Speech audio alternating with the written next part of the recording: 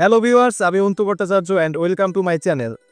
আজকে আমি নিয়ে এসেছি একটা দারুণ টিউটোরিয়াল। আজকে আমি দেখাবো রোল্যান্ড স্পিরিট 20 প্রো এবং এলিসেস স্যাম্পল প্যাড প্রো ইউজ করে কিভাবে খমক এবং ড্রামসের প্যাচ মিক্স করে বাজাবে।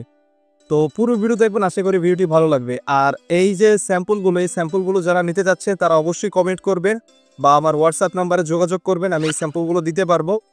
তো চলুন শুরু করা যাক।